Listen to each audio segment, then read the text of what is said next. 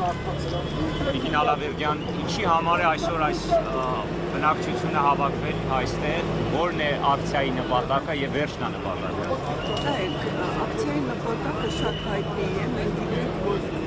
միջազգային իրավունքի դեմ բազմաթիվ հանցագործություն գործած Ադրբեջանը եւ իր ղեկավարությունը վերջերս հայտարարել է այսպես կոչված դատական վճիռները եւ կարծում եմ, որ կա հնարավորություն, որ այդ դատական վճիռը կայացնելուց հետո Հայաստանի Հանրապետությունը գործի, որ այդ դատապարտյալներին տեղափոխեն Հայաստան։ Դա միջազգային պրակտիկայի մեջ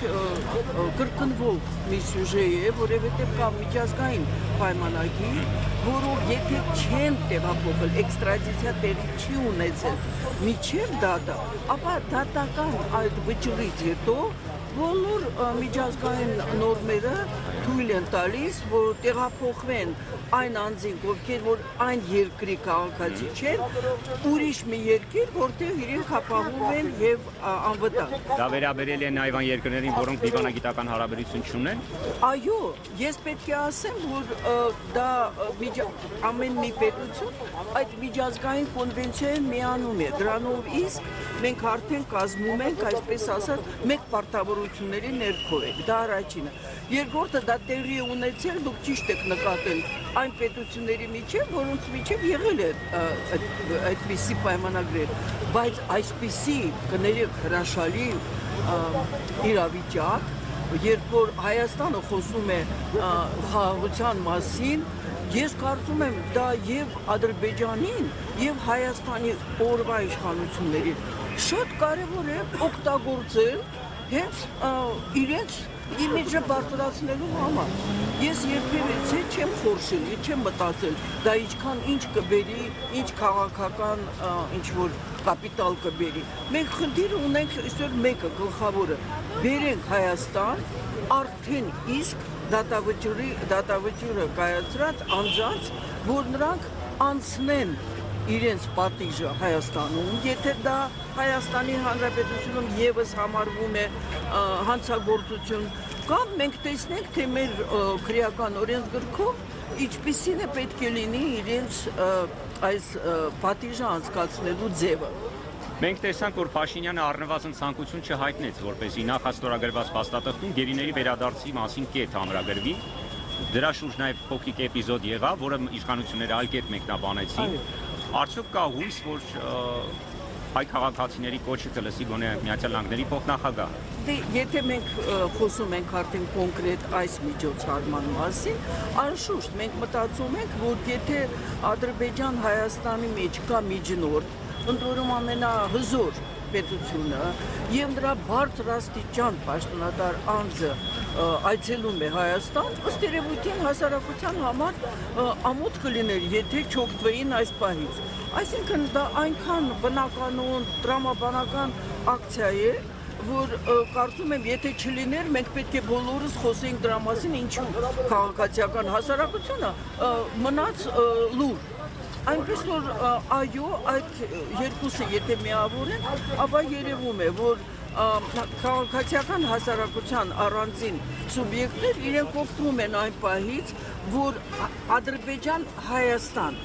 բավականին դեռ բարդ հարաբերությունների ժամանակ կա միջնորդ, որը հայտարարել է քրիստոնեության պաշտպանությունը, քրիստոնյաների պաշտպանությունը եւ այլն, ու ես կարծում եմ վերին աստիճանի տեղին է, որ այսօր այս հավաքը եկել են մարդիկ, որ հայտարարեն Վենսին իլուր, որովհետև այսպես թե այնպես, եթե այստեղ տասնապատիկ էլ կանգնած լինեն, շնորհիվ ձեր այսպես միջամտության, ինչի համար ես շնորհակալ եմ, լուրը հասնելու է։ Եվ ես կարծում եմ, որ այդ սին միայն հույսեր չեն, որովհետև մենք պարտավոր ենք, պահանջենք տվյալ դեպքում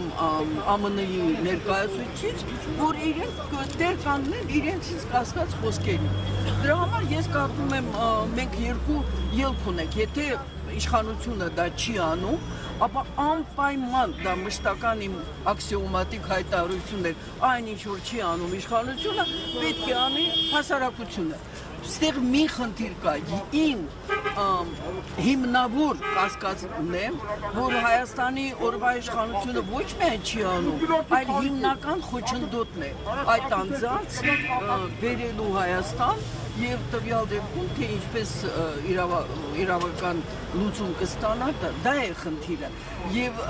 այո տեղին է մենք այսօր բարձրաձայնենք հենց պարոն Վենսի ականջին, որ մենք պահանջատեր ենք, ոչ թե խնդրում ենք, այլ պահանջում ենք, որ եթե Հայաստանի Հանրապետություն օրվա իշխանությունը ինչ-որ դժվարություններ է տեսնում, եթե Ադրբեջանի հանցագործ իշխանությունը չի գտնում, որ դա պետք է տեղի ունենա, ապա հասարակությունը պետք է տեր կանգնի։ Ես կարծում եմ դա լրիվ տրամաբանական։ Այս ձևաչափով եք պատրաստվում միայն այս ձևաչափով թե բաց Ոչ, նամակ։ նայեք, ընդհանրապես, եթե մենք վերցնում ենք տվյալ դեպքում մի դրվագ է արցախցիներին վերաբերող, մենք չենք խոսում ընդհանրապես, մենք խոսում ենք Արցախում քաղաքական պատանտության մեջ հայտնված անձանց մասին։ Ես տեսեք, իհարկե կարող եմ առանձնացնել բոլոր այդ ռազմաքաղաքական ղեկավարությանը, ես ծանոթ եմ բոլորի հետ աշխատել եմ, բայց իմ սիրտը ցավում է ցանկացած մեկի համար, որովհետև իրենք բոլորը հայտնվել են Հայաստանում, կրկնում եմ, որպես քաղաքական պատանդ։ Եվ մենք տեսել ենք այդ 4 հոգու վերադարձը, որը տեղի է ունեցել, այսինքն Ադրբեջանից այստեղ, թե այդ ինչ կեղտոտ ու արյունոտ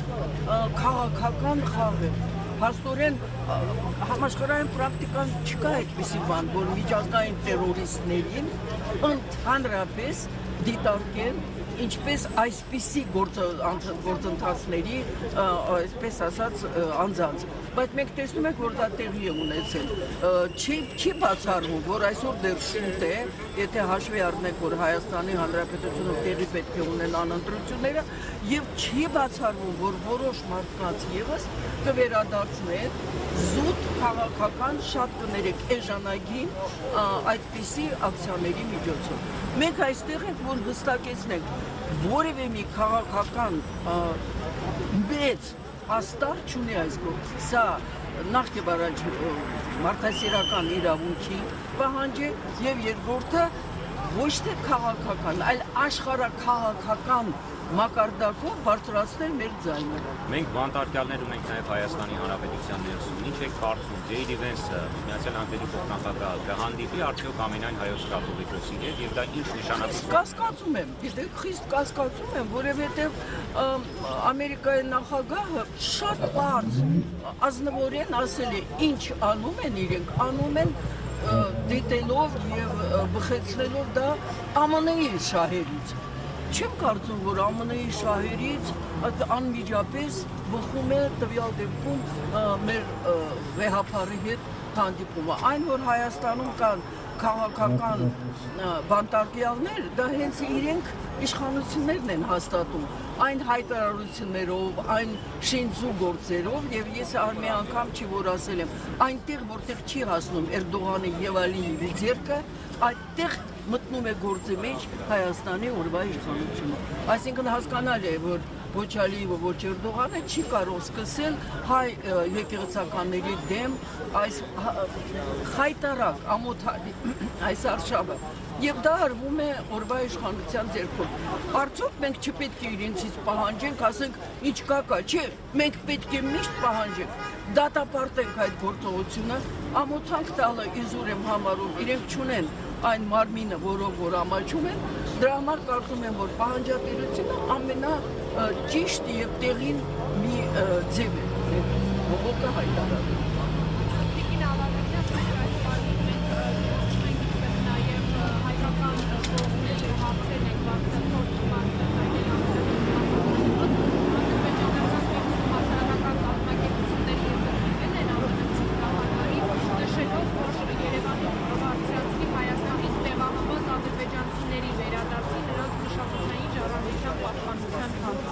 Շնորհակալություն, դա կարող է տեղի ունենալ եւ տեղի է ունենում միայն Հայաստանի Հանրապետության օրվա իշխանության կամ հանցավոր չիմացության հողի վրա կամ պայմանավորված։ տեսեք, ես չեմ կարող այսպես ասել, որ սա է, բայց որ մենք հստակ բոլորս գիտենք, կամ բազմաթիվ փաստաթղթեր, որով որ այդ հարցի բարձրացումը Ադրբեջանը չունի որևէ հիմնավոր այսպես դատեչոր մի փաստաթղթ, որովհետև Հայաստանում Հանրապետությունից դուրս գնացած ադրբեջանցիները դրով իդեպ 65000 ըստ մեր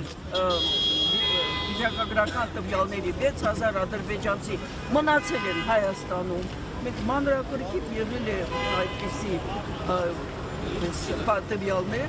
եւ ահա նրանք 90%-ը գրեթե բոլորը կամ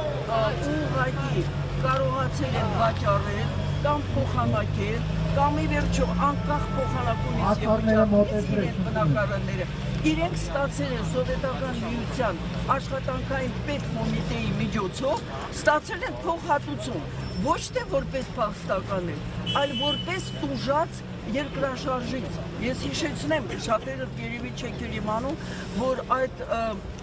այսպես ասած իրենք դուրս են եկել Հայաստանից մինչև 6 դեկտեմբերի գիշերը 7 դեկտեմբերի այստեղ արդեն ինչպես ասեցի մնացել էին մի 6000 ադրբեջանցի այսինքն նրանց մեկ է սովետական միության այդ պետական կոմիտեն աշխատանքի համարել է որ նրանց բնակարանները ում բնակարանները մնացել են այն վայրերում որտեղ երկրաշարժը քարուքանդ է արել անկախ նրանից թե իրենք փոխանակել են թե վաճառել են տվյալները իրենց մոտ եղել են հինը նրանք տվել են նրանց փոխհատուցում ոչ թե անձամբ այդ մարդկանց այլ Ադրբեջանի համապատասխան պետական կոմիտեի աշխատանքային թե ինչ է արել այդ կոմիտեն հայտնի չի դա մեկ երկրորդը հայերը Ադրբեջանում թողել են ավելի քան 1000 բնակարան եւ տուն ավել քան բոլոր ադրբեջանցիները ներառյալ ազատագրված տարածքներից դուրս գնացած